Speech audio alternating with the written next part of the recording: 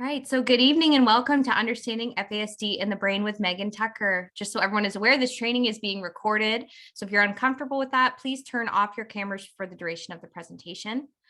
For those of you who I haven't had the pleasure of meeting, my name is Lindsay Campbell, and I am one of two FASD coordinators here at Contact Grant. I would like to also introduce Linda McFadden, my right-hand woman, colleague, and mentor.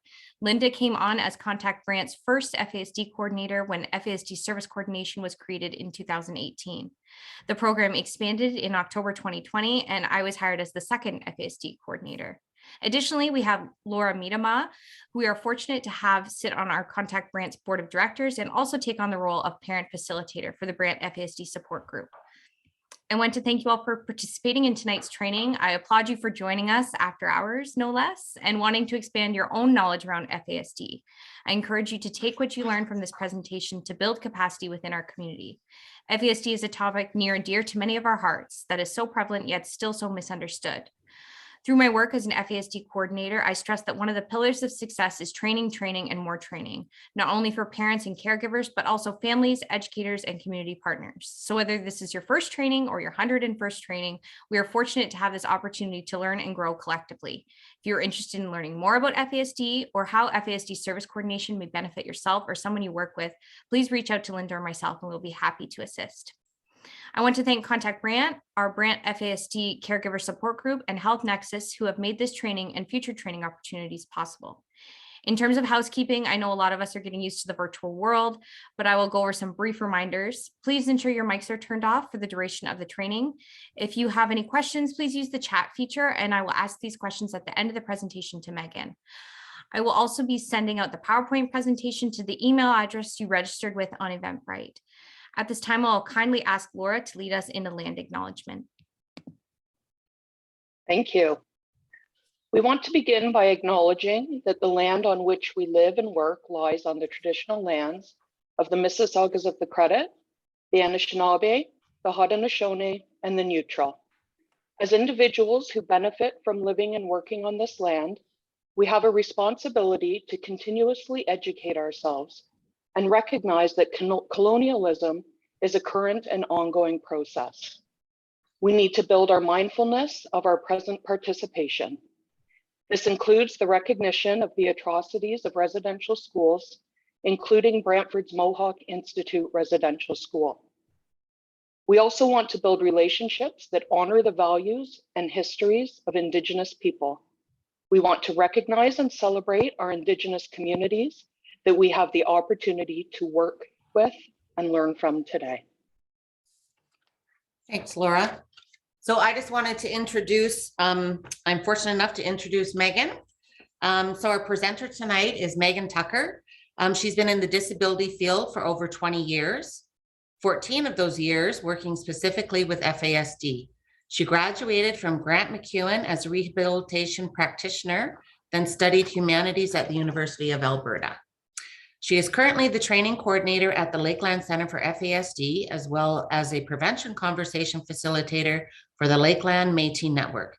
Megan has worked at the Lakeland Centre since 2009, and in that time, one of her successes was creating and implementing the Transition to Adult program currently in place at the Centre. So please join me in welcoming our guest presenter, Megan Tucker. Thanks. All right, so I will share my screen, and I'll also let you guys know that I'm coming to you from Treaty 6 territory. So far away, but still important. All right, there we go. Everyone can see that? All right, so we'll get started. Lots of info and a short amount of time, so hopefully I'll be able to fill your brains in a good way. All right, I also, have my kids home, so you might hear them in the background. That's why I have the headphones. Okay, so just so that we all kind of start from the same place, it's always important to understand kind of, what is FASD, and so it is damage caused to an unborn child from drinking alcohol during pregnancy. At this point, there is no cure and it is a spectrum. So it's really important to understand that most of the time, we don't know, we don't know when we're first pregnant, and so harm can be happening before we know, and stigma is a big part of FASD, so we're going to talk a little bit about that as we go through as well, and how we speak about it is also really important. So just understanding that it can really happen to any of us, because there is no form of birth control that's 100%. And so harm can happen before we even realize, and there is no way to kind of turn back the clock and take that away. So and it is a really big spectrum. I'm sure you all know that. And we'll talk a little bit about that kind of the diagnostic language around the spectrum. And so the other really important thing to understand is that there's a lot of emerging research on how FASD can impact the entire body, right? And so we talk a lot about the brain, but there's a lot of research looking at individuals with FASD also having a lot of physical issues. Most of the time we can't see those physical issues. So most of the time, it's things like internal issues, maybe digestive problems, or things like arthritis or colitis, or there's over 400 different illnesses or diseases that are more common for individuals with FASD. So basically, that alcohol is interfering with really anything that is developing. And so it's also important to understand that FASD doesn't just impact the individual, but it really affects everybody who's working with them, so families and caregivers, right? Because it's so complex, so hard to understand, and often very misunderstood, it creates a lot of difficulty for everybody involved. And hopefully from this training, you'll be able to ease a little bit of that. And it is assessed by a team. So in order to get a diagnosis of FASD, we actually have to look at kind of the entire brain and body. And so there's a whole team of professionals that are assessing everything that's going on there. And so that's a really important part. And I know it's not the same everywhere in Canada, but that's best practice to be diagnosed by a team of professionals. It can be prevented, and the way we talk about prevention is really important. So as you heard, I am a Prevention Conversation Facilitator, and so Alberta has this program that is research-based, and we really look at what is the best way to do prevention work, and the way we talk about it is really, really important. So there, you might see posters that say things like FASD is 100% preventable.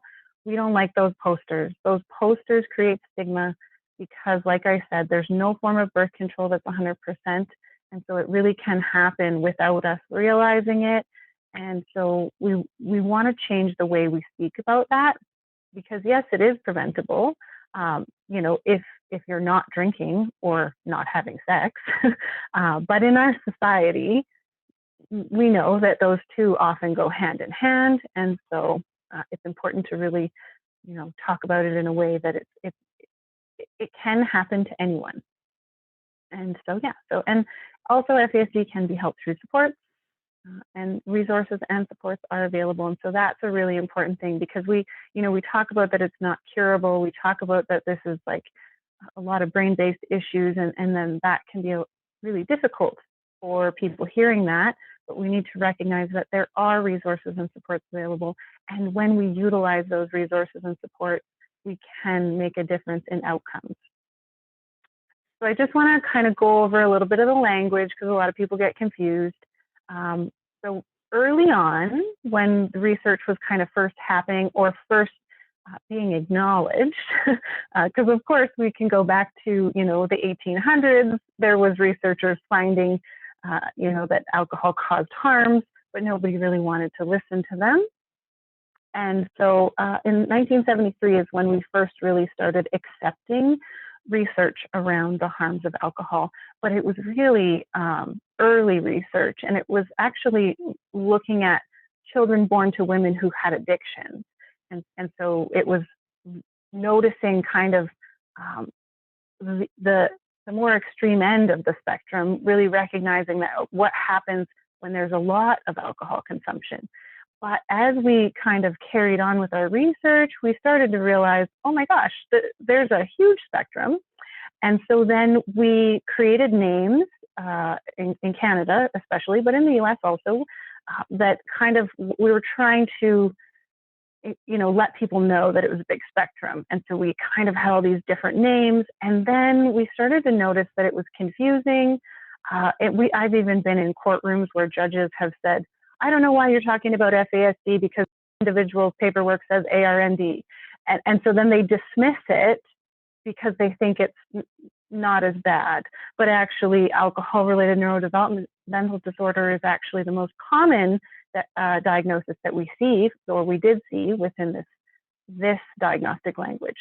And it was often more difficult for individuals with ARND because they had no physical features, and so they weren't getting the support, but they had still a lot of brain-based issues, right? But we changed our language. We simplified things. So now in Canada, it is quite simply FASD with or without sentinel facial features, nice and simple. So if you see any of that old language, it's still accurate. Okay, so all of that is still accurate. So it's important to know it, right? But moving forward, anyone who goes in for assessment now will have a different wording, but same idea. It is a spectrum, and now we're just making the language a little bit easier. And so the at-risk for neurodevelopmental disorder and FASD associated with prenatal alcohol exposure is usually given if we see that there are some brain issues, but maybe not enough for a diagnosis. So I'll let you guys know that in order to get a diagnosis, you need 3 severely impaired brain domains. And so what happens if we see a child at clinic who has 2 severe impairments and maybe like 2 moderate, and they're still quite young, and maybe we haven't been able to do all of the tests if they're younger and they can't read yet. There's certain tests that we just can't do for younger kids. So we often will say they are at risk. We know that they are prenatally exposed. We know that they are going to need some support. They just don't quite meet the criteria. But when someone has an at-risk designation, what that means is that we're going to want to see them again as they get a little bit older, because they likely will end up with a diagnosis when we can do more testing. And then the other thing too is with a developmental trajectory for individuals with FASD is that when they're, before school is very close to their peers, okay? And so it'll seem like they're not that far off. And what happens with age is the developmental trajectory changes, okay? So if you look at if you can see my camera, if we say that the normal developmental trajectory for children is kind of at this angle, and someone with FASD, they're developing and improving, but it's at a different trajectory. And with time, they get farther and farther from their peers. Okay, hopefully that makes sense to you guys. And so that's why we want to see them again when they get a little bit older, if they had an at-risk designation. Hopefully that makes sense. So now it's also important to talk about, because there's a lot of misunderstanding around, is there any safe amount of alcohol during pregnancy? Some people think that moderation is okay, but from what our research has told us, there is no safe amount of alcohol during pregnancy. We also encourage no alcohol during breastfeeding because the brain's still developing. That won't actually contribute to an FASD diagnosis, but we still want to keep that brain as safe as possible, because FASD really is only looking at what happens prenatally. So we always want to stop drinking as soon as pregnancy is known, or even thought, maybe, possibly, because every all of that development is important development, and alcohol interferes with the migration and integration of brain cells. So, we want those brains to be as healthy as possible. All right, so I'm going to tell you something about this image. This image is stigmatizing, okay? So there's a reason that I keep it in my presentation. It's from 1994. And so the reason I keep it in here is so that we can talk a little bit about stigma. Early on, researchers thought, okay, we just need to tell people, they need to know that every bit of alcohol that mom drinks crosses the placenta and gets to the baby. And if we tell them with an image, they'll get it. Well, it was a well-intended effort, but it did unfortunately lead to stigma because people started to look at these images and say, mom is drinking, mom is doing that to her baby. And so then there was a whole bunch of finger pointing, which is not good, actually, okay? And so it's actually really important that when we talk about FASD, when we talk about prevention, that we talk about that, like, moms aren't doing this on purpose, okay? It is important to understand that alcohol crosses the placenta freely, and so that's why, one of the reasons why it's so harmful. It's also a teratogen, and so it's killing cells, basically, right? And so it's there's a lot going on there, right? So every bit of alcohol that we're consuming is getting to that tiny fetus, and we want to tell people that, but we want to tell them in a way that isn't stigmatizing moms, right? Because moms aren't doing it on purpose, right? We don't know what we don't know in those moments, and it's also more complex than that. But basically, so I have an image here of kidney beans, and that's to represent the size of an 8-week fetus, so the size of a kidney bean. And so when you think about that, the quantity that we're drinking, some women say, oh, come on, it's just one drink. Well, actually, how much is that to someone who's the size of a kidney bean? That's a very large quantity, and so that's why it's so harmful, right? And so that's why there is no safe amount of alcohol. Also, alcohol, there's a lot of variables, okay? So depending on every woman's height, weight, metabolism, her genetic makeup, the way she exercises and eats, we all process alcohol differently, and we all have, different abilities to metabolize it. And so for some of us, alcohol can stay in our system longer. That baby is drinking the amniotic fluid, recycling it, drinking it again, right? And so that if that alcohol is staying in there for longer than 24 hours, that's a lot of time for that alcohol to kind of harm whatever's trying to develop at that time. So that's it's important to understand that, but to also understand that we don't want to stigmatize women. We just want to raise awareness that alcohol is harmful in any amount at any time. So of all substances of abuse, including cocaine, heroin, and marijuana, alcohol produces by far the most serious neurobehavioral effects in the fetus. So this is really important to understand because, alcohol is legal, right? And so we always think, oh, it can't be that bad. Well, it's actually really bad, really harmful, the most harmful of the substances, and it's the most commonly used because it's legal, and so everybody thinks, oh, well, not that bad. So every time I show this, even though it's old information, everybody's shocked. Everybody thinks, oh, heroin's got to be worse, right? And no, actually, alcohol has a really small molecular size, and so it crosses the placenta freely and causes a lot more harm. And the unfortunate thing is that babies born from prenatal alcohol exposure often don't show us a lot of signs and symptoms. And so that's why it's really misunderstood, because we think, oh, they're sleeping more, so they must be fine. Well, actually, they might not be, and we won't see it often until school age, right? And so this is the tricky part, is that a lot of people don't make that connection between prenatal alcohol exposure and trouble in school, right? And so like I said, when they're preschool age, they're really like kind of at the same level as their peers, right? And so it's so difficult for a lot of parents to be able to kind of make that connection of, oh, I drank a little before I knew I was pregnant, and now my child's struggling in school, right? So there's a lot of misunderstanding, but we're working on it, right? The more we talk about it, the more people understand, and the more diagnosis we can see, and the more we can help children with FASD. All right, so now here is a chart of some prenatal development, and you'll see it kind of goes to week 8 and then it really jumps. Okay, so a lot of kind of major development is happening in those first 8 weeks. Okay, and this is also why we often don't see a lot of physical characteristics, because it's like a timing thing. There's a shorter window to cause harm in some of those physical areas. You know, and the traditional facial features that you might have learned about with FASD, they only occur between under 10%.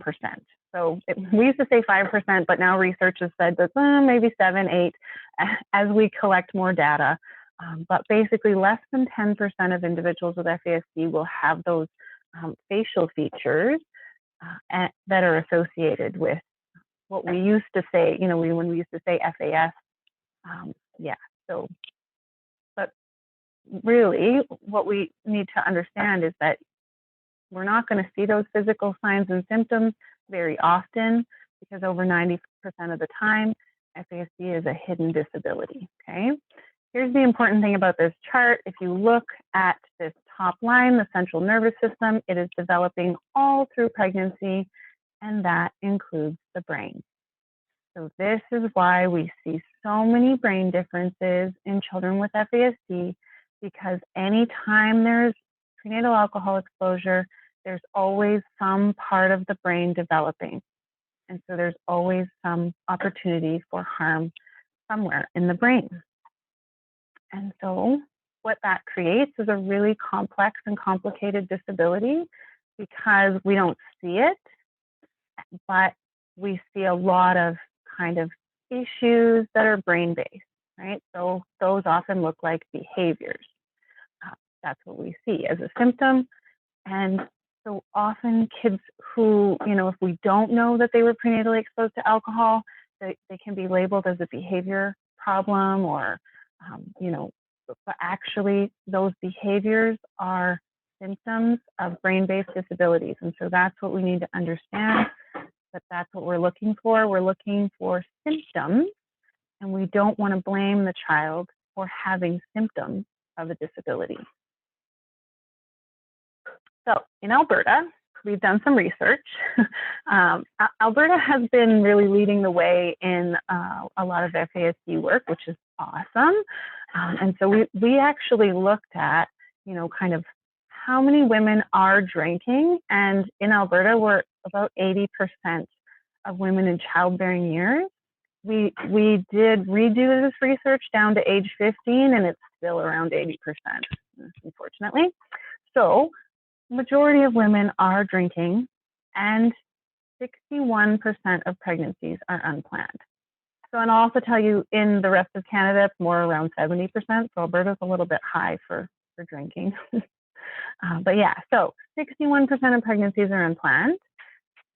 So really, there are a lot of unborn babies who are at risk of prenatal alcohol exposure, right? Because if 61% of these 80% of women are consuming alcohol and they don't know that they're pregnant, there's likely going to be a lot of prenatal alcohol exposure.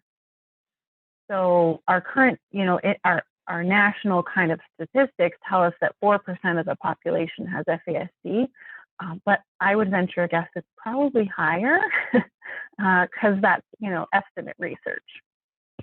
So we are likely in contact with numerous people who have brain differences due to prenatal alcohol exposure, and it's really important that we understand that, you know, we've got that neighbor who's incredibly frustrating because, you know, he does these things that bother us. Sometimes we need to stop and consider that maybe he's got a brain-based issue. Maybe he's not trying to make you mad, right? Same goes with like coworkers and, you know, just family members, really anyone that we come in contact with. if we start to change our thinking around behavior and start to understand that most people want to do well, and if they're not doing well, maybe there's an underlying reason. Okay, so this is kind of so now I told you how it's a big spectrum, right? FASD has a lot of different outcomes. Really, any areas of the brain can be impacted from different amounts of alcohol, right? All of those variables about how women process alcohol. So there's lots of variables that make the outcomes change every time. But this research study, what they did is they took a group of 18-year-olds with FASD. They looked at their kind of ability levels in their brain, and then they made an average. Okay, so this is on average, someone who is 18, what is kind of going on for them and their functioning. Okay, now everyone in the study, of course, you know, they were a little bit different, but on average, this is what we saw. And I've been working in the field for quite a long time, and this is actually a pretty good representation for a lot of individuals that I've worked with. Of course, you know, there's always going to be, you know, people who have different outcomes, right? So here where it says the expressive language is like a 20-year-old, that's really common, but I've also worked with individuals who are nonverbal, okay? So it doesn't mean that that's gonna happen every single time, but pretty often, the area of the brain that deals with expressive language seems to just not get impacted as easily as maybe some of the other areas, okay? And so the way our brain develops has to do with that, right? How easy it is for brain cells to get from point A to point B, you know, how easy is it for alcohol to interfere with them? There's all of those variables. But often what we see is that someone who is physically 18 and they look 18 and we can't really tell that they're, you know, any different from their peers, their expressive language can be like a 20-year-old. So here's what's happening. They're fooling us and we don't know it and they don't know it. So a lot of the time, individuals with FASD, they look great and they talk really well. And so we think, well, they should be able to. And so then when they fail at things, we blame them. We're frustrated with them because we think, well, they told me they were going to, so why didn't they? Okay, and we're not understanding that there's other areas of the brain that aren't doing as well. Often in school, they're fooling their teachers really well because their reading ability might not actually be that much below normal, okay, below their peers. Normal, yeah. Neurotypical, we will say that. But yeah, so they're not often that far behind. Of course, now some individuals with FASD can have severe learning disabilities, and so that might show up for some teachers. But a lot of the time in school, it'll look like they're just not trying hard enough. It might look like they have a parenting issue, that their parent isn't disciplining them or making them do their homework, right? And so teachers can really misunderstand individuals with FASD because of this profile, because they look so great and they talk so great and they're not really that far behind. So they just must not be trying hard enough, right? That's what teachers might think, okay? But here's the thing. If we look at other areas of their functioning, like their living skills, they're more like an 11-year-old. And so now this is an 18-year-old who we're like, oh yeah, they told me that they know all the things, so they can go out on their own. But would you ever send an 11-year-old to live independently? No, absolutely not. They're not going to even really care about if their laundry's clean, right? Because at 11, that doesn't enter your brain. So they're not going to get along as well in the world. They're not going to feed themselves maybe consistently or healthy, right? When you think about what 11-year-olds choose to eat, it's kind of the path of least resistance. How about some chips and pop, right? Or some candy. And so if we're sending this individual out on their own, we're going to see them have a lot of issues with their ability to care for themselves, their ability to kind of plan and organize themselves, because 11-year-olds just aren't there yet. And so that's kind of the biggest issue. And when I was doing transition planning, we saw that a lot, that individuals, even individuals who were diagnosed and well supported when they were younger, they would appear so good to their teachers and their caregivers that they would end up being kind of pushed out on their own. Oh yeah, you can do it. Oh yeah. And then they would come back to us a couple years later, homeless, jobless, in trouble with the law, and really struggling because they couldn't do it. Okay, and so the reason for that is when you have the money and time concept of an 8-year-old, you're not going to be able to pay your bills because 8-year-olds don't know what a budget is. They think money grows on trees. So of course they're going to spend their entire paycheck on new shoes and an iPad and not pay their rent because money grows on trees, right? And I got paid so I can get an iPad, right? And then everybody's mad at them because they made a poor choice. But the thing is, would we be mad at an 8-year-old for spending all their money on things that they wanted? No, because that's what 8-year-olds do, right? And so this is the area where they start to fail at life because we don't understand what's going on for their brain because we've been fooled by this profile, okay? And so this is when we were talking about ARND, alcohol-related neurodevelopmental disorder, this is really that profile. So like we can't see it, but they look so great, so let's just throw them out on their own. Okay, now here's the next issue. So this individual, they interview really well. So they often can get a job, right? So this is why we said, okay, go live on your own because you've got a job. But here's the thing, if you have the social skills of a 7-year-old, you're not going to get along very well with other adults in the workforce who don't understand your brain.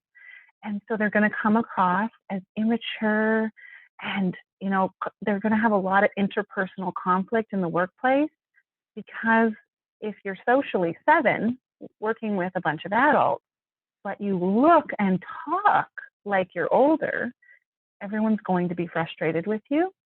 And often what would happen with those kind of interpersonal conflicts, the boss would say, okay, common denominator is this new guy who's been here not even a month, so we're going to can him, right? So they often lose their jobs pretty quickly. Okay, so we've got this, you know, they've now been, they're out on their own, they got a job, but they lost it, and they spent their whole first paycheck on some fun thing, and they didn't pay their rent. And so this is why I was seeing individuals coming back, you know, when they were 19, 20, 21, 22, jobless, homeless, in trouble with the law. Okay, so now we're going to talk about why they get in trouble with the law. Well, if your comprehension and social maturity is like a 6-year-old, just think about 6-year-olds when they go to the park. They need an adult present with them because they'll trust anybody. Somebody who's got candy, oh, I'll get in their van. He's my new best friend. And so here's the trouble. If you are jobless and homeless and walking the streets during the day and your view of the world is like a 6-year-old, you're going to want to make friends with anyone and everyone. And if you're walking around the street saying, hey, you want to be my friend? Most of the time who they run into is other people who might be jobless and are probably involved in crime. And they often will see that this individual is easy to take advantage of. So I've worked with several individuals who have joined gangs without knowing, who have become drug runners without knowing, because their new best friend is just telling them to deliver bags and they're doing it because they want to help their friend. Okay, and so this is the issue. We need to understand that this is what we're working with because we want to prevent that. We need to recognize that they are going to need supports no matter how well they talk, no matter what they tell us they can do. They are going to need support in other areas, like in their ability to understand the world, their ability to communicate socially with others, right? They're going to need supports with finances and budgeting and living skills. Those are all really important for adulthood, okay?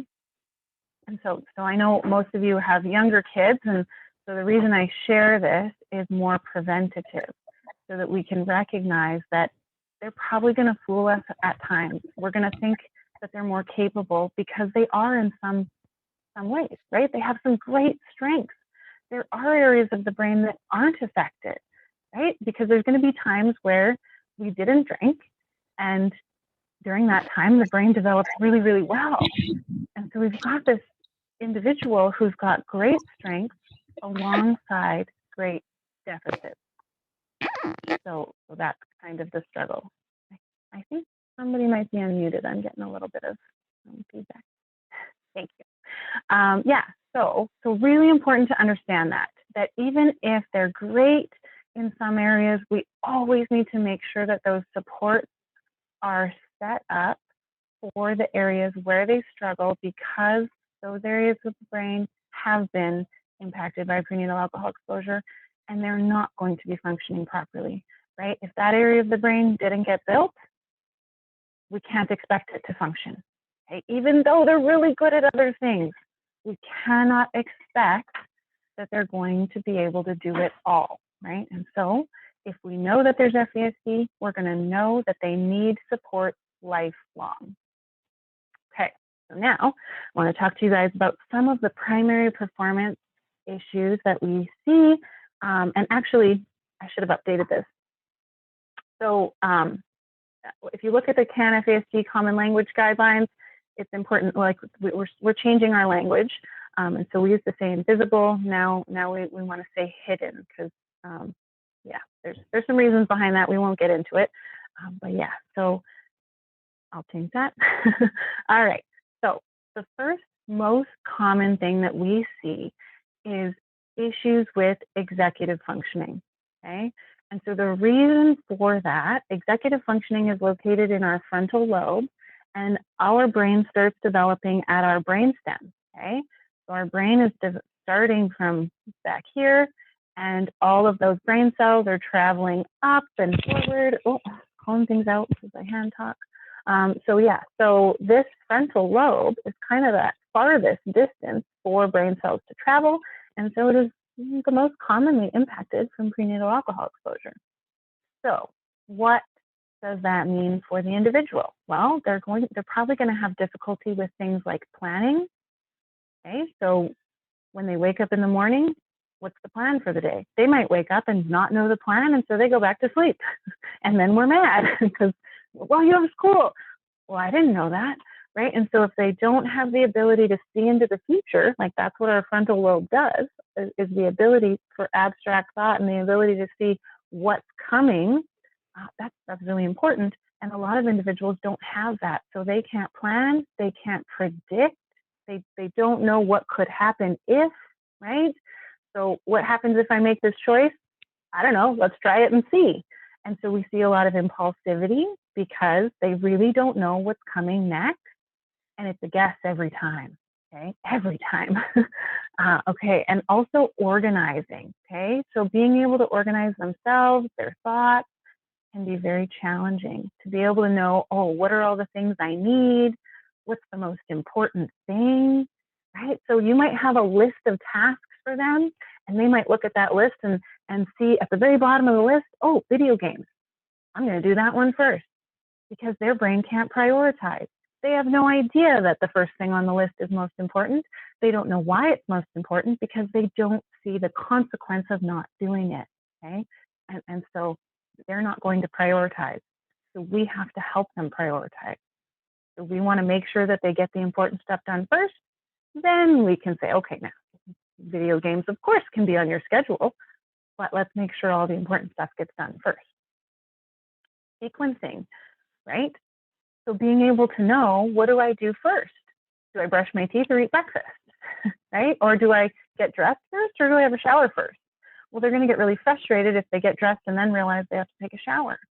And that can lead to a meltdown, right? And so just these kind of simple things that we might consider simple can cause a lot of frustration for this individual because they don't know what they're supposed to do. And when it doesn't work out, it's frustrating, right?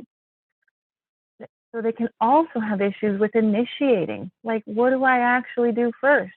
They might know that, okay, I have to get this done, but they don't know how to start. What is the very first step? And so they might say, yeah, I'm going to do it. And then it never happens because they didn't know how to start. They also don't know how to follow through because they might not know all of the steps. So maybe they start step 1, but then no one reminded them of the other steps, and so it didn't happen. And then we're frustrated, right? So executive dysfunction can be very frustrating for caregivers because we're like, oh, I told you, and you knew, and you told me that you were going to. Well, another area, the next one we're going to go through is memory, the next most common kind of issue that we see. So when you combine memory issues with executive dysfunction, we have a lot of problems because the individual can't even remember what you've told them, even though you've told them 10 times. There's still too many steps and they don't know where to start, what to do first, what to do second, right? And so we need to understand this, because once we understand this, we can provide accommodation. If we don't understand, we're just going to get frustrated and probably say some nasty things to them, which does not help. Won't change their brain. So then we also see difficulty setting goals. So they're not going to know what they want to get to because seeing into the future is difficult. So when I did transition planning, what we actually did was looked at what are the commonalities of things that they enjoy and like over time, right? So what have they stuck with? What did they enjoy doing and want to continue doing? Okay, do you want to continue having that in your life? Oh, yes, okay, let's add that as a goal. So if you ask them what their goals are, they often don't know, or they'll just tell you a list of goals that their friend has or that a teacher might have told them. So I have had some individuals tell me their goals, but often they were really out there, and if you say to them, oh, how are you going to achieve that? They often don't know the steps.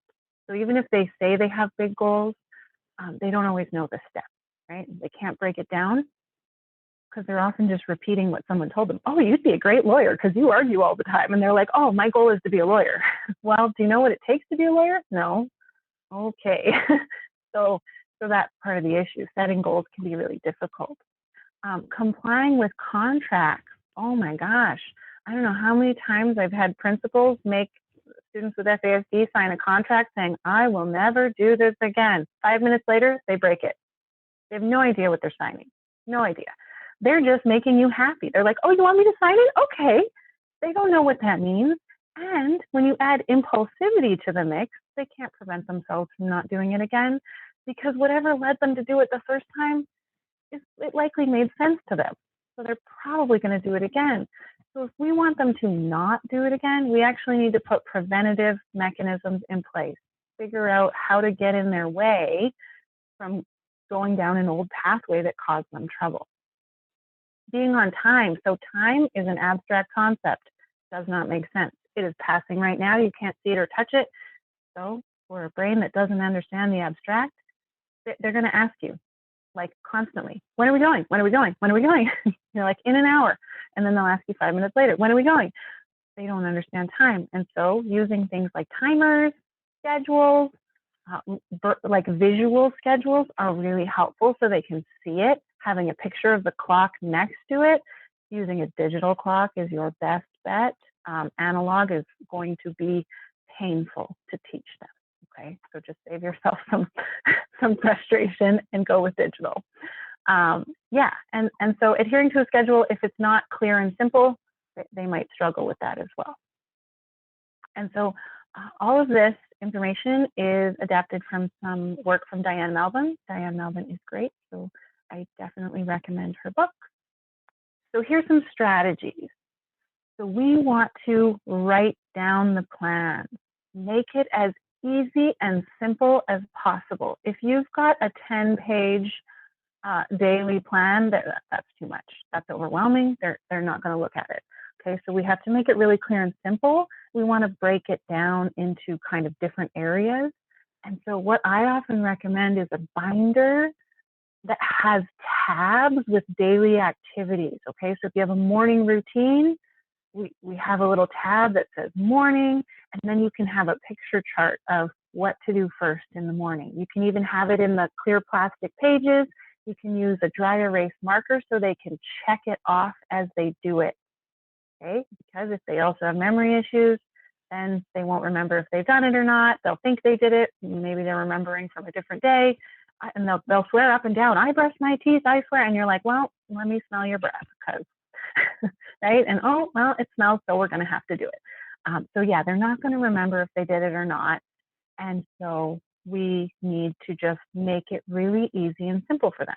So check boxes are super helpful, because then they'll know if they actually did it. This is from a school resource, from an Alberta Ed school resource for a child who was struggling every single day, running in the school with muddy boots, getting in trouble, having to mop the floors, missing class. And so we had to break it down and simplify it. Hey, what do you do first? Boots on the rack, right? And so this can be something that, you know, someone has that paper ready for them to see. It's in their binder. They know what to do. This is their when I get to school routine. So reminders are also helpful, right? And depending on the individual, some individuals, after you've reminded them 6 times, they get frustrated with you. And so having that nice, clear visual schedule is an easy thing to just say, oh, look at your schedule, check what's next, right? Instead of, okay, I told you, okay, right? We don't want to, because if we have that kind of exacerbation in our voice, they hear it, they don't like it, and so that can be really frustrating, right? And we want to make the steps as simple as possible. If we can remove barriers and make it easy for their brain to just know what to do, then we won't see so many of the behaviors like meltdowns and frustration and anger, because usually those behaviors are from overwhelm and stress response, okay? So if we can simplify life for their brain, then we won't see as much overwhelm and stress response, and that will make our lives better, okay? Because stress response is no fun for anyone, including the individual with FASD, because it's raising their adrenaline, it's raising their cortisol. It doesn't feel good. It's exhausting. And so when they're having those kind of meltdowns, we need to recognize that that's exhausting and difficult for them. So yeah, picture schedules. That is what I recommend. So now we'll talk about memory. So difficulty with memory, and we need to break down memory, because now you might see that they have great memory sometimes, but not always. And then you think, are they just messing with me? You can get frustrated, right? You're just like, okay, but you knew this yesterday and you told me. And so now you just want to get out of it. And it's like, no, actually, it can be a different area of their memory that's having a problem. So even though, yes, they remember it, they can't find it when needed, okay? So let's break this down a little bit. So information input, we have to know what is the most important information in the room to put in their brain. And if they're staring at a poster and putting that information in their brain and not listening to a word we're saying, they're going to know everything about the poster and nothing about what we've said. Okay, so information input is an important part of memory. They might have a great memory, but they're not choosing or prioritizing the right information. Then there's integration, like where do I put it in my brain? They might not have a good file system. Forming associations. What have I learned before that's connected to that? Often we see this as a major issue. They can't connect this and this. Okay, you learn this, now you've learned this, they're connected, and their brain is not connecting them, so they're not storing them together. So this creates issues for cause and effect, behavior consequence, right? Because they did this, yes, and they're saying, yeah, okay, and now this consequence is happening, and they're saying, why are you being so mean to me? They don't understand that the two are connected. So they will be extremely mad at you for consequencing them, even though they know they did the bad thing, because their brain can't connect the two. And so this is also why they often can't learn from past experiences, because they can't connect the dots, okay? So then there's also retrieval. Can they find it? So maybe, yes, they chose the right info. Maybe, yes, they put it in their brain. Maybe they've even formed an association. But can they find it when needed? Well, not always. And we see that it's often inconsistent. Okay, so sometimes they remember, sometimes they don't. And that is very frustrating for us. And then output. Can they verbalize it back to us? That can be really frustrating for them, because they're like, yeah, I know, but I just don't know the words to tell you that I know. And so that can lead to a meltdown. So what that looks like, might repeat the same mistake over and over, even though we've increased the severity of the punishment. So what does that tell us? Punishment isn't really an effective strategy. We need to really focus on setting up their environment to work for their brain and taking away all of the possibilities for misbehavior. So if they got out a knife, let's lock up those knives. If they are throwing something that they shouldn't throw, let's remove it from the environment, right? So let's just make it easier for them to be able to function in the world by looking at what's causing the issue and helping them either by removing it or redirecting them, having their schedule so they know what they need to do so that they're not getting impulsive and forgetting what they were supposed to do, right? And of course, the inconsistent memory can be very, very frustrating because we're like, you told me you knew this. And they're like, no, I didn't. You can fight with them for 20 minutes and it'll be yes, no, yes, no. They don't remember right now. So that's the important thing. They might remember tomorrow, but not right now. So we have to decide, are we reteaching or moving on? Let's not get frustrated and fight because it's not good for anybody. So here's a nice kind of example of a disorganized brain. So most of us, if our brain is not impaired for many reasons, head injury, prenatal alcohol exposure, there's lots of reasons our brain can have struggles. But most of the time, our brains, when they're put together well, they have organized thoughts and memories, kind of like a filing cabinet. For individuals with FASD, often it's like a really messy filing cabinet spilled out onto the floor. It's just a big messy pile, no order, no organization.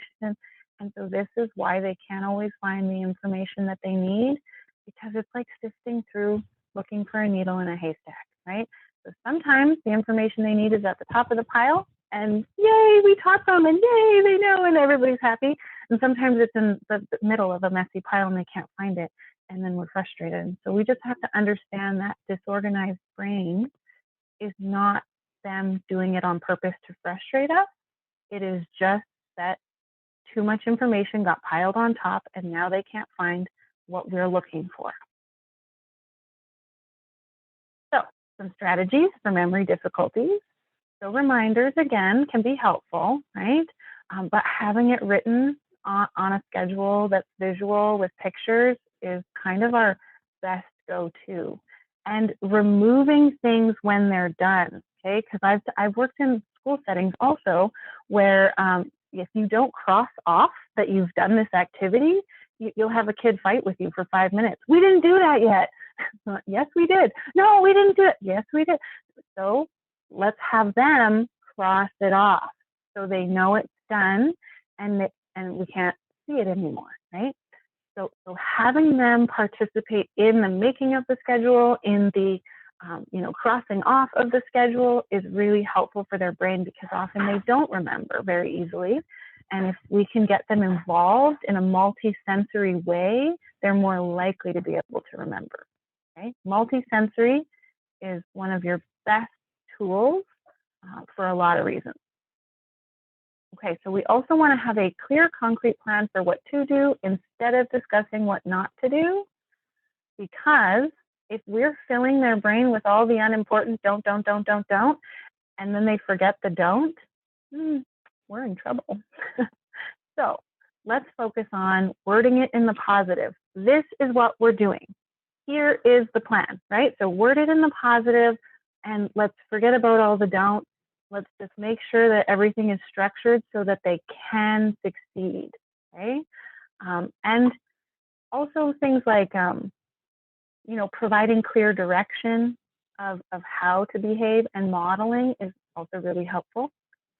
So we want to also, one of the biggest things we can do is remind ourselves that that area of their brain has been damaged. And so we cannot expect it to function normally, neurotypically, okay? So that's a really important thing, is reminding ourselves because so many times when they're having a good day, we convince ourselves that they're doing better and, oh, they can do it, they can do it. And then we are completely frustrated when they can't. And so we have to remind ourselves that if they have a memory deficit, it is a deficit, okay? The other thing we want to do is match our expectations to their ability level, okay?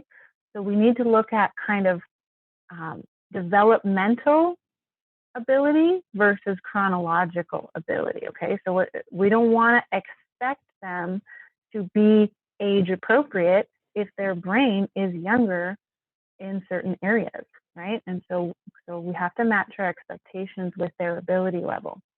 Now, here's the tricky part. Their ability level can change day to day, kind of like a roller coaster. So they might have really great days and they're exceeding expectation and we're like, wow, you're doing so good. And then we push them harder, and we push them harder. And then what happens? Their brain gets really, really exhausted. And then the next day they drop. And now it's like they can't do anything. All the things that we thought they could do, now they can't. And now we're having meltdowns all day. Why?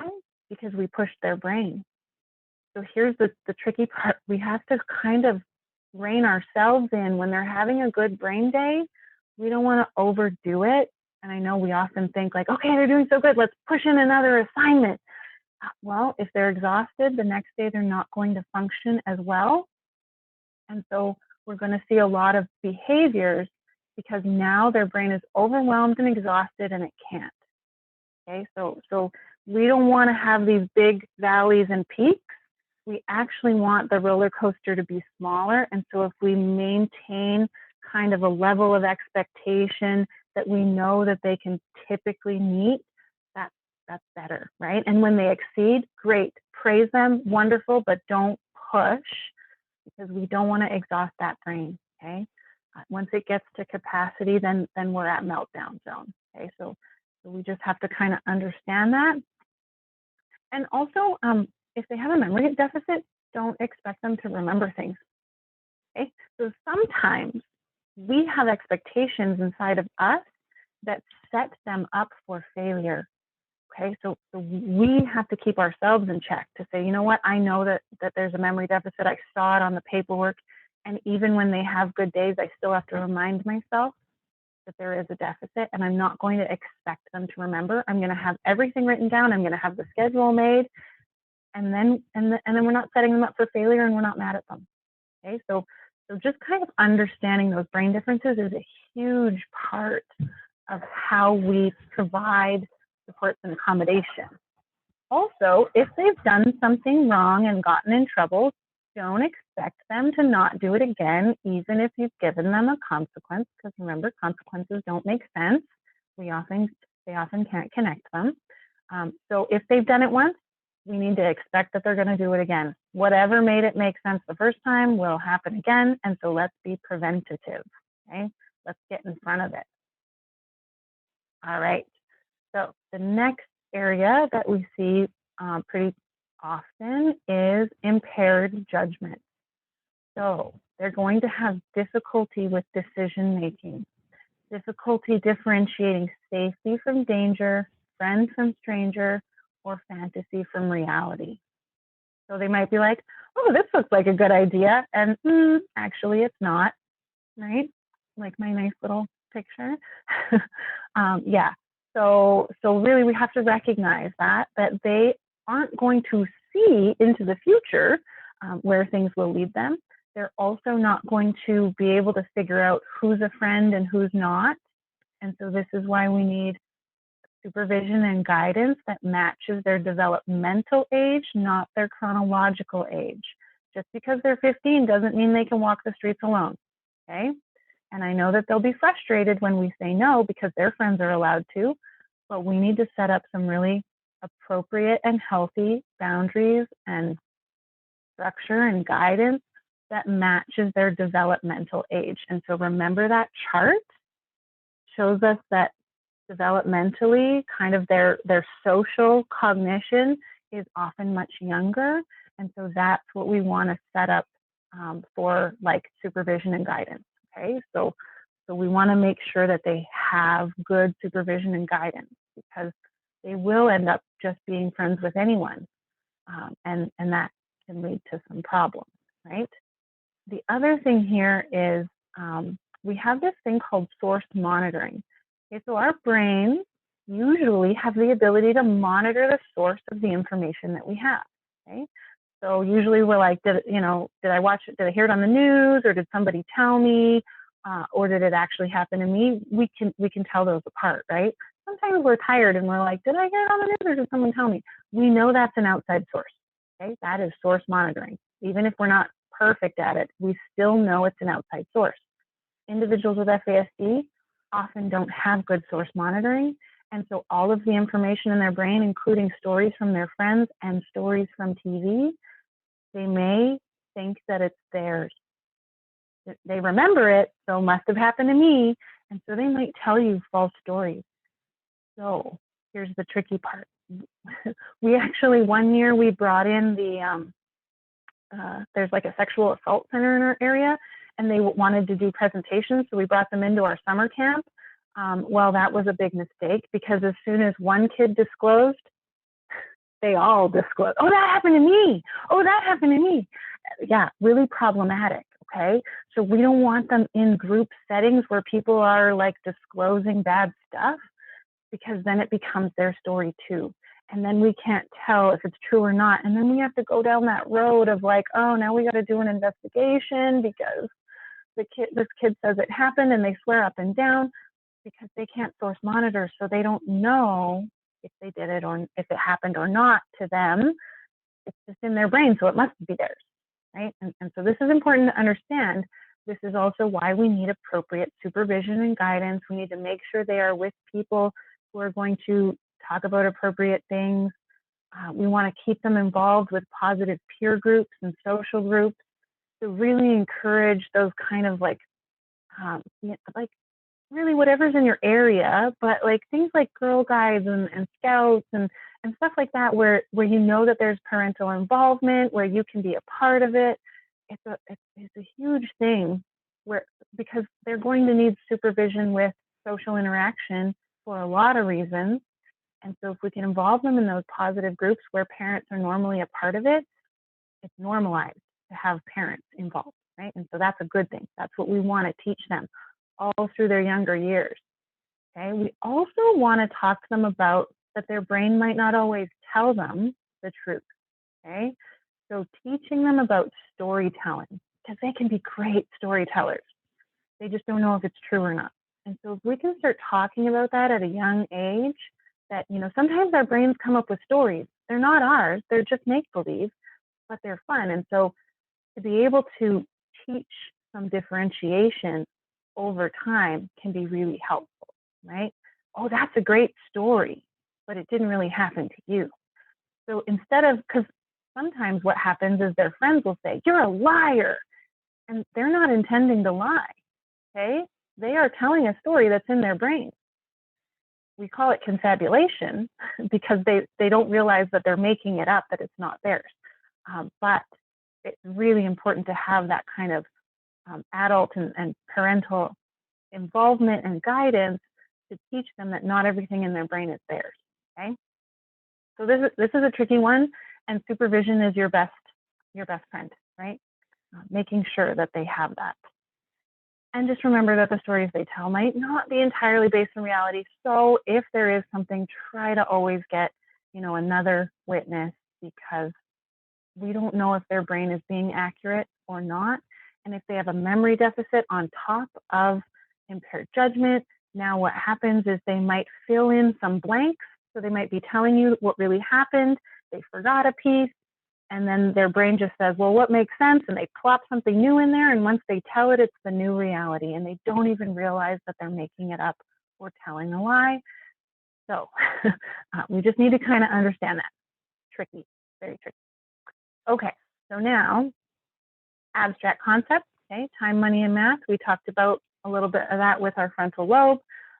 So those are going to often be struggles. Funny thing is, when I work with younger kids, they often say they love math, usually because there's a lot of manipulative. As soon as they get into high school, they hate math. because now it's abstract.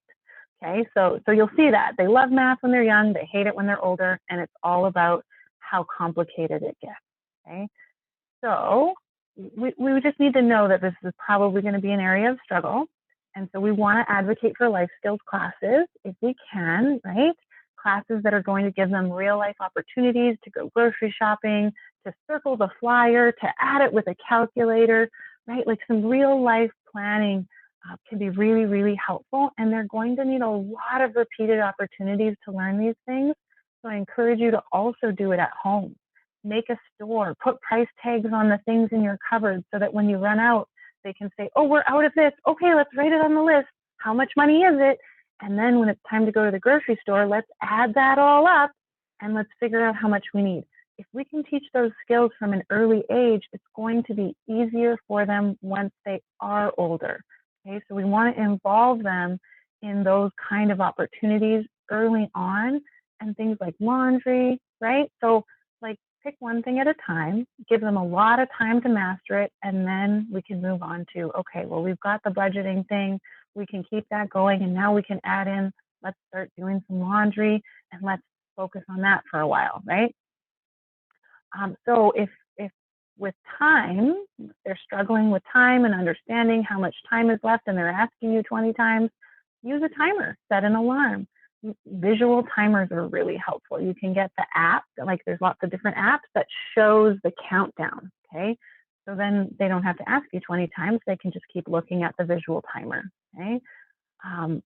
And lots of concrete examples, okay? That's concrete is make it real, and their brain makes more sense. Okay, so I'm going to tell you a little disclaimer here. Brain scans are not super reliable, but they're great to look at. So it's concrete, and our brains like that. But here's the thing. Remember how I said alcohol interferes with the migration and or integration of brain cells? So what that means is sometimes a child with FASD, you scan their brain and it looks perfect and beautiful if the migration wasn't interfered with. In this example, the migration of brain cells was interfered with because this structure didn't get built. But that's not always the case. So brain scans aren't used for diagnostic purposes. They're really just for research. But it's a nice visual to show you that it really is a brain-based deficit, okay? But now sometimes a child with FASD, their brain might look like this, but if the integration of the cells was interfered with, the structure's built, but they don't know their job, so it's still not functioning, okay? So their brain might look beautiful, but still not function properly, okay? So this is really just, for a nice visual. Okay, so the corpus callosum, however you want to say it, is usually a really nice, thick bridge, and that is what connects our two brain hemispheres. Okay, there's a bridge that passes information back and forth, and that's how we use both sides of our brain. That's how we problem solve. We come up with a creative solution on one side, and then we think about the logic, and we're able to, okay, this is how I can make it work.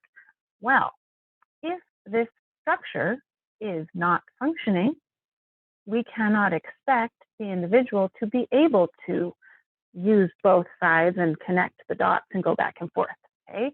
So what happens is they might have an impaired ability to generalize information. They might not form links and associations. So what this looks like in the real world is that you might be in a room and you're talking about traffic safety and you're like, okay, when we go outside, we are going to hold hands. We're going to stop at the corner. We're going to look both ways before we cross the street. And that child might tell you every single rule and they know it. You walk out the door and they run across the street and you're like, what just happened? Well, the thing that happened is that they could not transfer the information to a new setting, okay? So they know it in that setting. So you go back inside and you're like, okay, tell me, what were the rules? And they tell you all the rules and you're completely frustrated. But they can't tell you the rules outside because they're in a new location. They're overstimulated by all the things happening in the new location and they're not able to transfer that information. So even though they know it, it is not present in the place where they need it, okay? So This is important to understand because we want to go over it and go over it and go over it everywhere we go. Okay, if you want them to know it in a new place, you got to reteach it in a new place. So we want to teach the same skill in multiple settings and lots of repetition. So much repetition. You're going to feel like you've done it 5 million times. Keep doing it. Repetition is so helpful. If we can make things a habit, it's so much easier for their brain to just do it. They don't have to think about it. They don't have to remember all the steps because we've made it a habit through repetition. That's one way to kind of counteract some of the brain issues. Also, post the rules, right? Post it so they know, so they can see it. It's clear, it's simple, they know what to do. But think about it this way. If all your rules say don't, then they don't know what to do. Okay, so make sure those rules are worded in the positive for what we want to see, and make sure they're not vague like respect. Respect is a funny rule. What does it actually mean, right? And so we need to break it down. What do we want to see? Do we want to see them keeping their hands to themselves?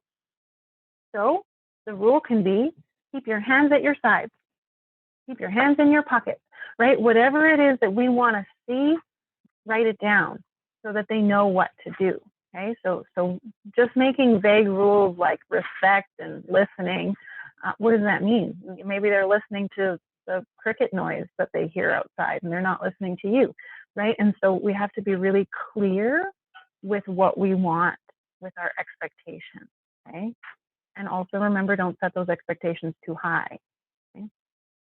All right, so next issue is communication and language. So there's a couple of issues here. They might appear to understand the instructions, but they're not actually comprehending. So they might even repeat it. They're like, oh yeah, this is what I'm doing, and then they don't do it. So they don't even know that they've misunderstood. Okay, this is incredibly frustrating for us and for them, because they're like, I did what you said, and you're like, no, you didn't. So that's a language comprehension issue, right? If they don't know the meaning of the language that you're using, or they're guessing at what you're meaning and their guess isn't right, we're not going to see what we want. Okay, so we have to be really clear and show them. Modeling is so important. So you see my nice little funny? Yeah, misunderstanding, dual sample, right? Yeah, so we want to be also really careful with like idioms, okay? Telling them it's raining cats and dogs, they're going to look out the window and be like, what? They'll take you very literally, okay? And so we want to be clear and concrete and real, okay? They often have difficulty comprehending the meaning of language and accurately answering questions. So if they don't have the proper meaning of a word and they're telling you something, they're telling you something different than what they think they're telling you, okay? So we need to understand that even though they speak well, they might not be comprehending the meaning of the language, and that can show up in that they tell you that they're going to do one thing and they do a different thing. Yeah, so if they do something different than what they've said, we need to go back over it, simplify the language, okay? All right, social skills. So another issue commonly seen is that kids with FASD aren't accurately interpreting social cues. They're not accurately interpreting body language and facial expression. So they really don't know what's actually going on, because so much of what we're communicating is in our body language, right? And so if their friend, if they accidentally bumped into their friend and they have a sensory issue and they don't even realize they bumped into their friend, and now their friend is scowling at them and saying, hey, and they have their hands on their sides, and the individual with FASD, often what they do is they mirror. They'll mirror the person that they're looking at. So they'll turn around and go, what? And now we have a fight on our hands for something that the child doesn't even know that they did, right? And so parental supervision, adult supervision is really, really important for developing social skills. We need to guide them through social settings. So when their friend says, hey, we can go, oh, what happened? Let's talk about it. we need to intervene because they're going to get it wrong. And it's going to cause so much trouble because they're going to mirror the angry kid, the kid who has a legitimate reason for being angry, and they're going to mirror and not realize that that's not the appropriate response. And then it's just going to escalate into a fight. And the child with the FASD does not know how to de-escalate. And so now we have a fight, we have a school suspension, all these problems, when really if we have adult supervision and guidance, we can prevent it, okay? So we need to teach social skills on purpose because they're not learning from experience, because they're just mirroring, right? They're not problem solving if their brain isn't, passing information back and forth. And so they don't know how to get out of this. So sometimes we need to teach them that if they're unsure, say sorry, because really we're teaching them to be Canadian, so no harm, right? If we teach them to say sorry when they're unsure, it'll prevent a lot of problems. Okay, so another issue, auditory and cognitive pace. So sometimes what's happening is it's taking a really long time for this process that for most of us happens like in a split second. We are screening the environment, we're selecting information, we're decoding it, we're putting it in our brain, we are integrating it, understanding it, we're forming links and associations, right? We're doing all of that so quickly. Kids with FASD have a slower auditory pace, which means they require more time to comprehend, and they might only grasp every third word of normally paced speech. So what happens if they miss the don't? We're in trouble, right? So they're missing parts of conversations because it's taking them so long to process. So we need to know that. We need to allow for more time. We need to speak slowly, simply, right? They also might have a slow cognitive pace. They're taking more time to come up with an answer. And so we're sitting there looking at them and there's this kind of like blank stare, and we think that they just don't want to when really they're processing. And we might be like, well, fine, and be angry at them when actually they weren't even done getting their answer ready, okay? So students with FASD can be 10-second people in a 1-second world, and we need to understand that so that we can help them with that. So what we want to do is provide time for them to think before requiring a response. Don't expect instant responses to be accurate. If they say something like, I don't care, this is stupid, that usually means they don't understand. And so we need to explain it more simply and give them time, okay? No probing, right? So we want to be patient and calm, because if we're like, come on, you know this, then they're going to get frustrated and we're going to see stress response, and then we're going to see a behavior simply because we were pushing their brain to try to work faster than it can. Okay, so important to understand that. Okay, another one, perseveration. Oh, this one can be really exhausting if you're a caregiver, and it's like a broken record over and over and over. They're stuck on the same topic and we can't get them off of it. And it's because their brain is stuck. It is actually stuck. They can't switch gears. They're just so hyper-focused on this one thing. And so that can be with an activity. It can be with something they're excited about, something they're nervous or anxious about, right? And so they'll be asking us nonstop. Or they're super into something, and then when it's time to leave, they have a meltdown because how dare you ask me to leave? I was into that. I was doing that. And I can't do anything else because that's all my brain can think about. Okay, so we need to understand that if we're seeing a meltdown when we're trying to get them to stop an activity, probably because their brain is stuck. Okay, and so we need to help them with transition. Okay, so it depends on the kid and the situation. Sometimes giving them, a 10-minute warning and a 5-minute warning, and then turning on their favorite song to cue their brain. Okay, I hear the song and that means things are going to end, and I know when the end of the song is, right? So sometimes we can do that.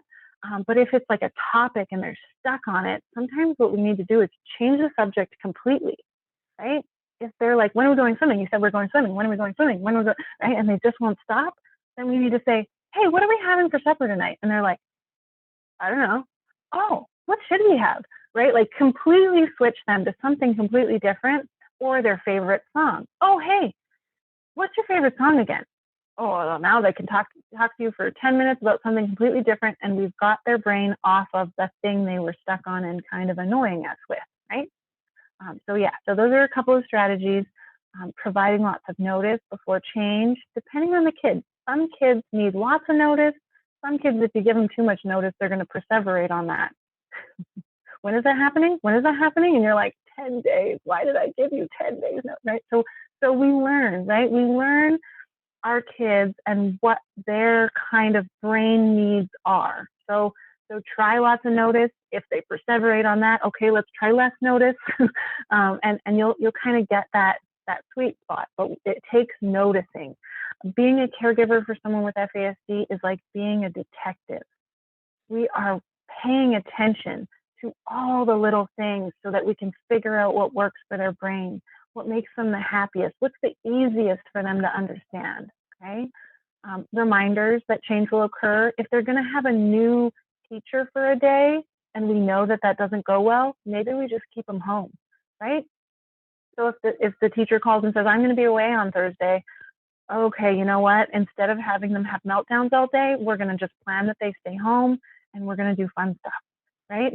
Let's just change it completely so that we don't have to have them go through the stress, because often what happens if their teacher changes or there's a different TA or EA, right, is that they're so stressed about not knowing this person and how to respond to this person and how this person's going to respond to them, because they can't see into the future and they don't know if it's going to be good, and they're stressed, and it leads to stress response. So why would we put them through that if it's just a day, right? Like, let's just keep them home. So we have to really kind of weigh it out, right? Like, how important is it that they go if it's going to cause stress response? Because stress response means no learning is happening. So if we know that a certain thing is going to cause stress response and they're going to be melting down in school all day, they're not learning. And so it's okay to do a different plan. It's okay to have them home and do something different. So we have to understand that, right? That like the unknown is incredibly stressful for their brains because they don't know what to expect. And so we need to help them with that, right? Either we give them lots of notice and we say, okay, you're going to have a new teacher on this day and she's amazing and you're going to love her. Okay, we can implant positive thoughts because they don't know what to expect. They can't see into the future. So we can try that. But if it doesn't work and we see meltdowns, let's in the future make a plan to keep them home, right? And also be understanding if they're upset about change and say to them, it's okay to be upset. Do you want to take a break? You want to go for a walk? Right? Like, teach them some coping skills for being upset with change. That is also super helpful, okay? And being understanding instead of being upset about the meltdown, right? So if we know that change is hard for them, we'll expect the meltdown. And let's try to get in front of it and say, you know what, if you're having a hard time, let me know and we'll go for a walk, okay? So if we can get in front of stress response, even better, because nobody wants a cortisol and adrenaline spike. No fun for anyone involved. All right, so another issue commonly is sensory integration dysfunction. So this can be present for anyone. Any of us can have sensory issues. It's just really common in FASD. So a lot of kids with FASD might display tactile defensiveness. They might be easily overwhelmed by sensory input, and they're not able to filter out all the extra, the lights, the sound. It's too much for their brains. And so we need to help them in concrete ways. So, getting a pair of headphones that filter out the noise, the excess noise, right? So that they can put that over their ears and they don't have to hear all the extra, cutting the tags off their shirts so that they're not constantly, right? Like, we just want to make life easier so that they're not constantly overstimulated, because being overstimulated can cause stress response, no fun, right? So we want to get in front of these things. If you are unsure if they have a sensory issue or not, bring them to an occupational therapist to get an assessment. Make sure to ask for an occupational therapist who's familiar with sensory integration dysfunction, because it's kind of a specialty, or it can be.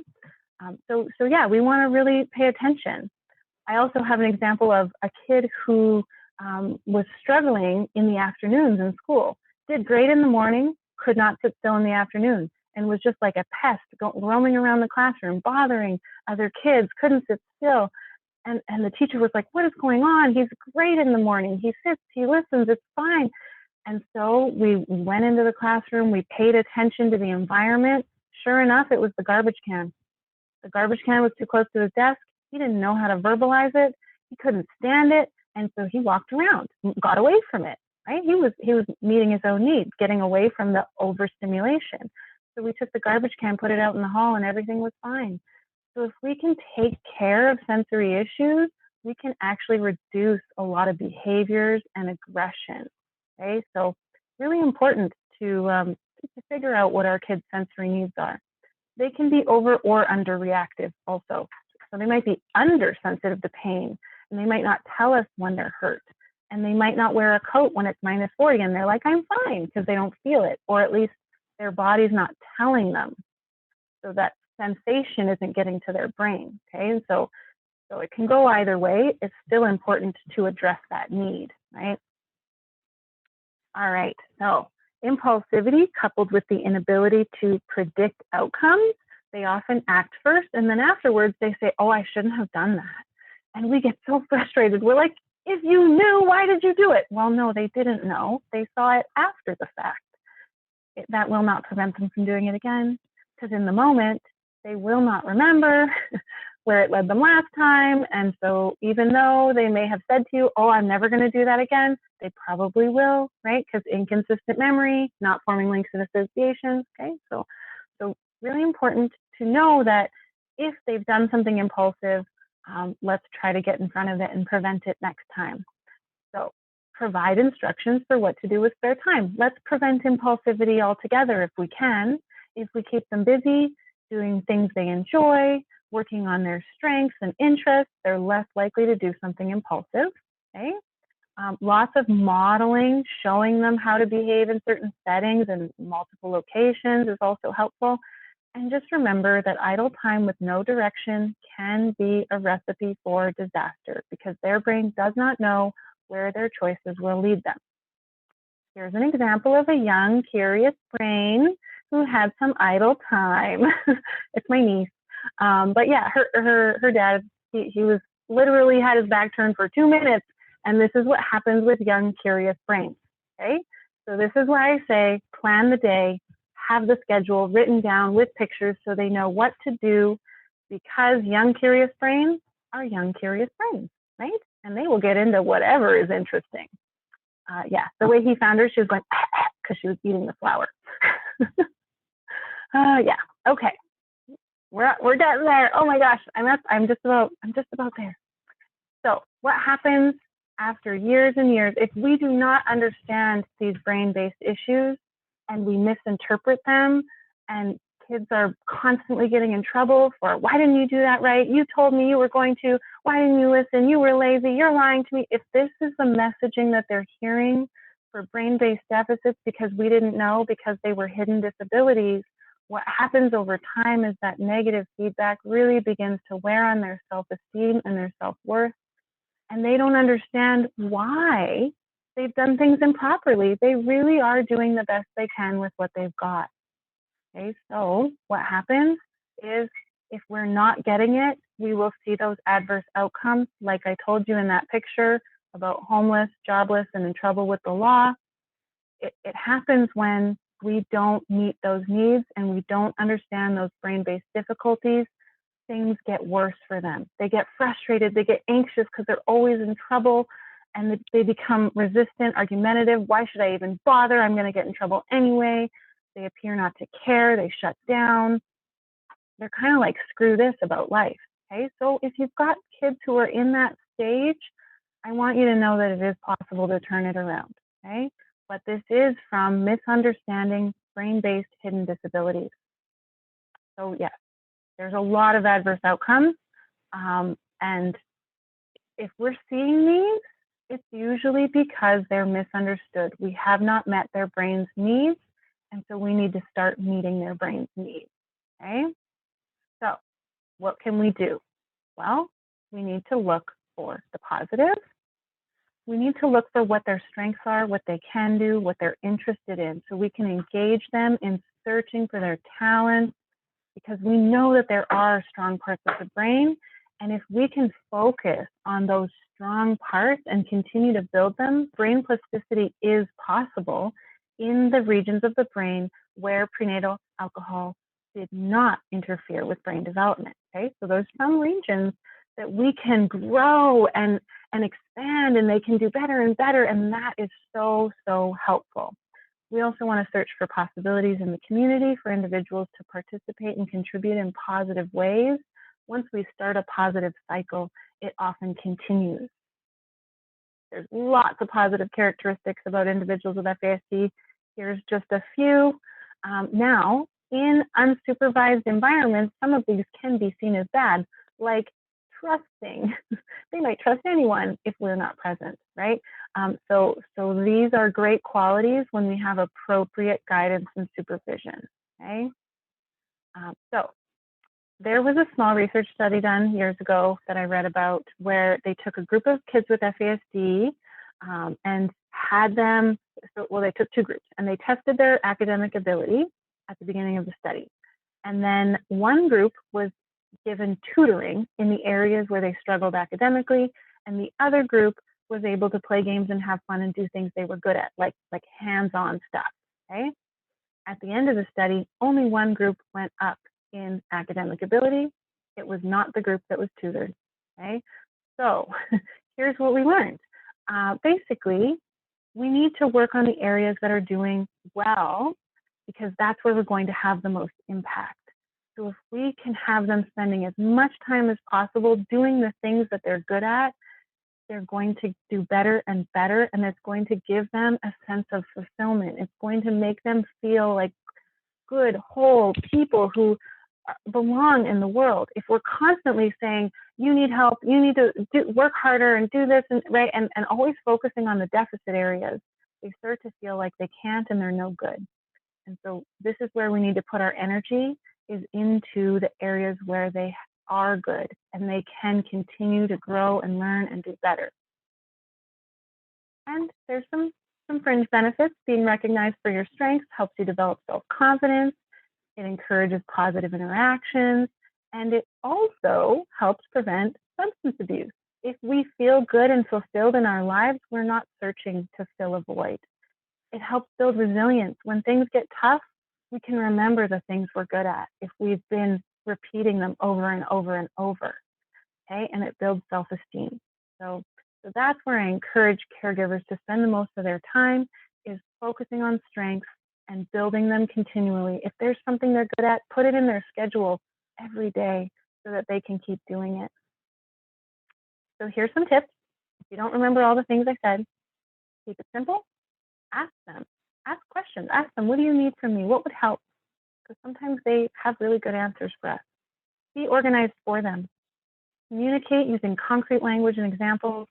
Have consistent routines. Focus on their strengths. Try different strategies, because you never know which brain area is struggling the most. And so sometimes we need a little bit of a different strategy. Be clear with your expectations and be consistent. So some strategies for success, we need to change our expectations. We cannot change the person or their brain. We have to change the environment. So we have to change what we do. All individuals with FASD benefit greatly from structure, routine, and consistency. This way, we adapt the environment for our children to be more successful. So here's a quote from a parent that I like to end with. The tragedy is not the child with the disability, but how we as a society respond. So hopefully what you've learned from all of this is that, yes, there's a lot of brain-based difficulties, but that's not the thing we need to focus on. The thing we need to focus on is, how can we help them fit in a world that doesn't understand them? Okay, there we go. Sorry I went over because I overtalk. Thank you so much, Megan. That was wonderful. I did just receive a couple questions directly to me. And if anyone else has questions, please feel free to put them in the chat. someone had inquired about if the recording is going to be made available, and we will be putting that on Contact Grant's website in the next few days. But I just had a question. So in situations where some of that preventative work was not done in the early years, do you have any ideas how to re-engage tweens or youth who are pushing away support? Yeah, so we want to start with connection. We want to start with meeting them where they're at, connecting with them in their areas of interest, their areas of strength. Be interested in them. We build that connection, then they want to impress us and they want to learn from us. So that's how we kind of get them back, is that strength-based focus, finding their hidden talents and talking to them about what they like and enjoy. Then we can start to work on, okay, let's work on this, and oh, let's talk about your friendships and what's happening there. But it starts with connection, right? So if they're struggling with social skills and we try to intervene and they don't want us to intervene, then it's a fight. If we connect with them, then they want to hear what we have to say about it, and then it's a lot easier to do that work and to have those conversations. And also asking them what would help.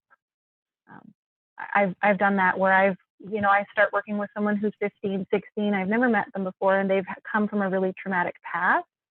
I start with asking them what they are interested in, what they like, and what they need from me, what I can do for them. And that often is where we build connection, and then they start listening to me. They care about what I have to say. Okay, I have another question just in the chat here. Do we have any information regarding where genetics of dad who may have a problem with alcohol affects the baby's development? Yeah, so if you go to the CAN FASD website and do a little search for dads and research on dads, there has been several articles published now, and it doesn't lead to FASD, because FASD is what happens to the fetus.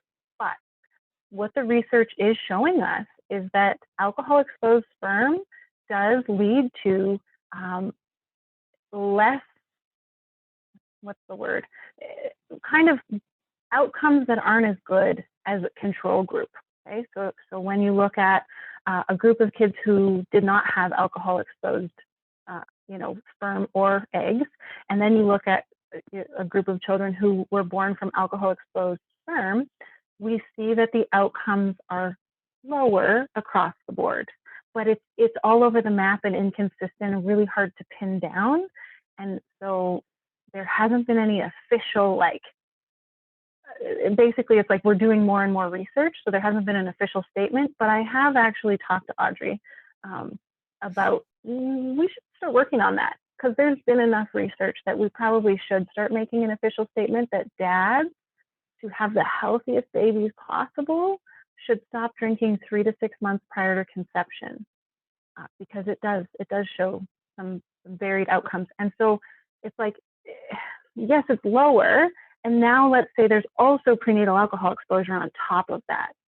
Now we're kind of compounding, and so now this child will have maybe not as good of an outcome as they could have. This is the thing, is we're working with variables that are like, we don't know what it would have been without. That's the struggle. So it's hard to pinpoint, but absolutely we are seeing that alcohol-exposed sperm does cause issues. And of course, we've known for years that there's predisposition to alcoholism from alcohol-exposed sperm. And so we want to avoid that if possible.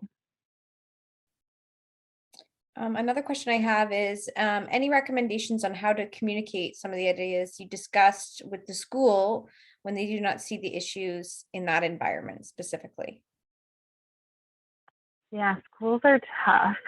Alberta actually has started a new program sending coaches into schools, because schools really aren't getting it, of course, because we talked about that it looks great on the outside, but on the inside, there's a lot of struggles.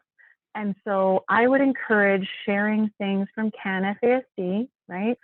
There's lots of great articles, lots of great webinars.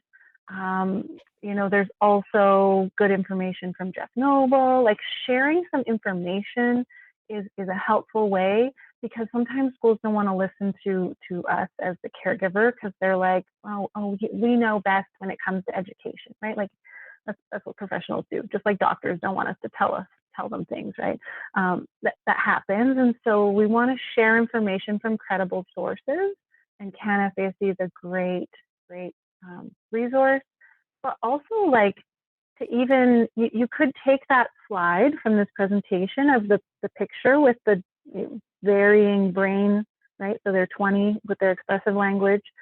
Sharing something like that can be a really good way to get them to start asking questions.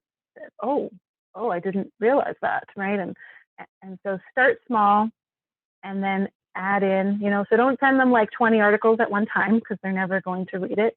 Send them something small, simple, clear. The Saskatchewan FASD network has great resources.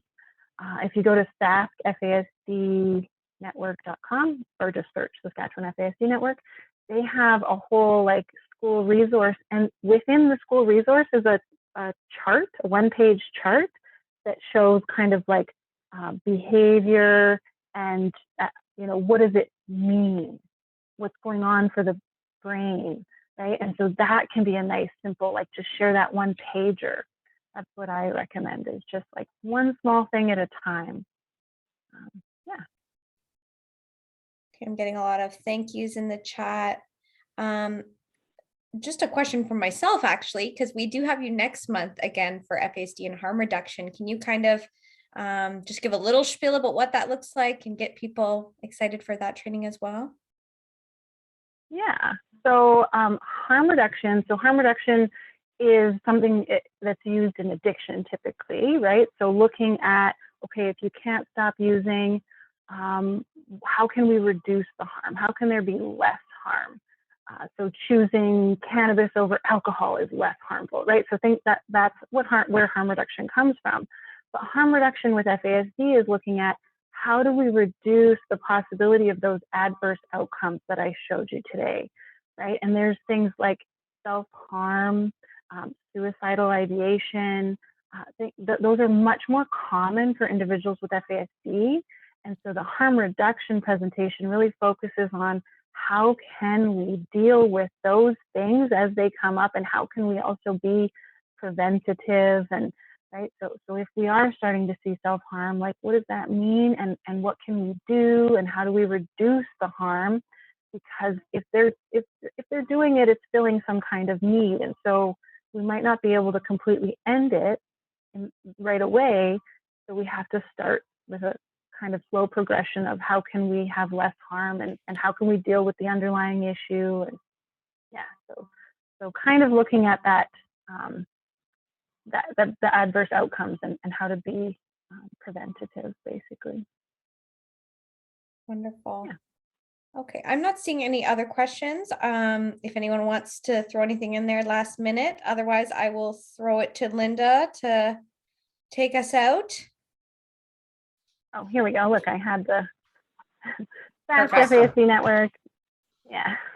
Yeah, and just so on our Contact Grant website, we're starting to develop a resource page, and we definitely have, we use the Saskatchewan, their booklet is lovely as well. So yeah, it's great stuff. So this brings us to the end of our evening, and I just wanted to thank Megan on behalf of Lindsay, myself, and our support group. Thank you so much. It was excellent. Lots of great information, lots of tips. And thanks for sharing your expertise on FASD. It really helps us support our loved ones and the people that we work with. And thank you to everyone who joined us, because this is what helps create the awareness in our community, right? It's our community partners, parents, caregivers, everyone being aware. And I mean, the answer you had about education and our teachers, it's awareness. You don't know what you don't know. So thank you. And a special thanks to Grant, to the Caregiver Support Group and Health Nexus, who provided the funding for tonight. So that's awesome. So just a couple things to end on. We will be sending an email tomorrow or the next day. I wouldn't just sit by your email because you never know what might be the next day, but it will have a copy of the slides and a quick survey via SurveyMonkey. And we really appreciate your feedback because it helps us plan for future events. Also in that email, we'll be attaching the flyer and the Eventbrite registration link for the second presentation, which Megan described. And we'll pass that on to everybody else that was here. And like Lindsay said, we're going to put the recording